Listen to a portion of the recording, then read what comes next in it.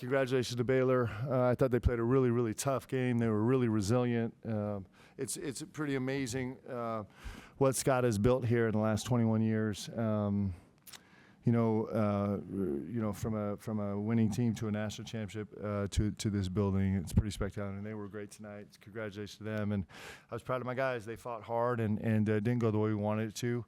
But I'm really proud of them. I thought they put a ton of fight into it. We could have executed a little bit better on the offensive and defensive ends down the stretch, but that's a space we're going to have to keep growing. Questions?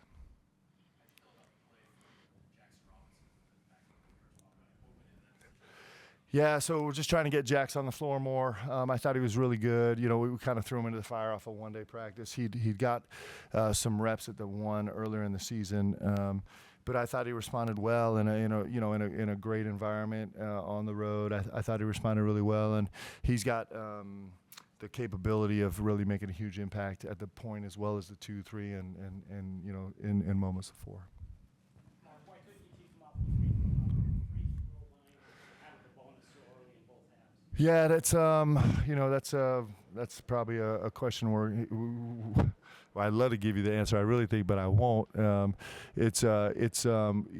job right now is to really break into that and see how we could have done this better and kept him off the free throw line. So, there's a ton of effort and a ton of energy on the floor, and our guys are playing really tough and really hard, and we just have to.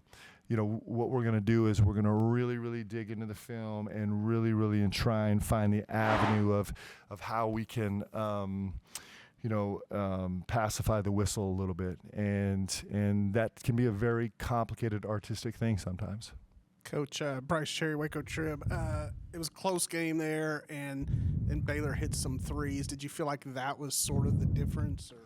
I thought Baylor did a tremendous job of kind of spreading us out and attacking us off the bounce. And we kind of lost the integrity of our shell defensive principles a little bit. The gaps became a little bit bigger.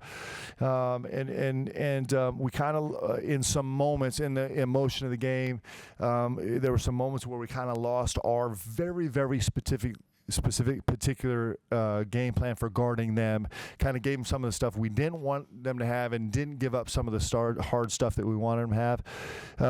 Listen, they're a terrific team. They're one of the top, top 20 team right now, and they're a terrific team, and they play well at home, and that's why, because they're really good at that. So, we just couldn't quite pull it together to contain that. But it was a combination of the 3-point line and the free throw line, and then some stuff right at the rim, which is exactly what efficient offensive teams do. So congratulations to them on that.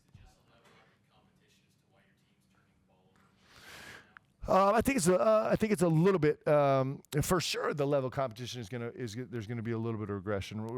For the next 18 games, we're playing top 25 teams, right? So it's more of a even playing field, and it's only our second game on the road, so there's some space in there. So that's going to be something that we're going to grow into, that we're really excited about growing into. It's one of the beautiful things about being in this league as our first year, is we get to kind of figure this out and grow into this, and we will. I got guys that are really devoted and dedicated and together, and so we'll keep growing into it.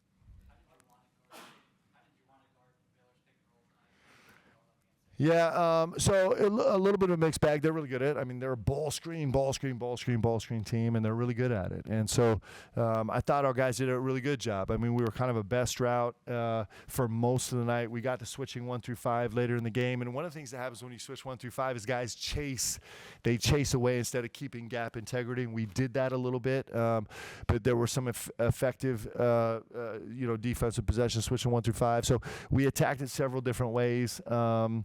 And with mixed results, but that's what you're going to get when you're playing a really good team.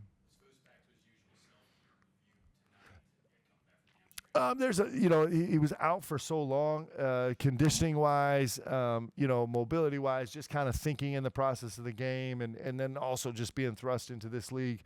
There's going to be a little bit of a growth curve for him, but I felt like he had a bigger impact on the game tonight than he did against Cincinnati, which is really important. And he's barely scratching the surface of himself, as we know. I actually thought he had a couple really terrific defensive stands late in the game where he was switching on to some of their more explosive guards and kind of held his ground a little bit. I was proud of him for that. So he'll keep getting more and more and more himself.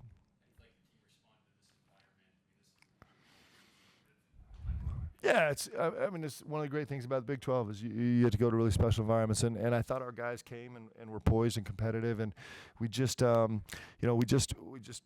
was that combination of things where there was just too much slippage in the second half in a bunch of different areas, and that's what we need to grow into, and we will.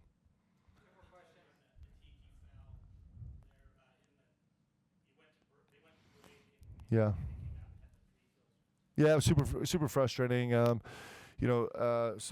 they reviewed it, and so it was really frustrating because it kind of negates the consequence of the foul. So I haven't seen the film, but what they said to me was that Tiki was grabbed, and his response was kind of grabbed, and then his arm went back. I'm sure you guys saw it. I haven't seen it yet, but and there was contact to his head, and so they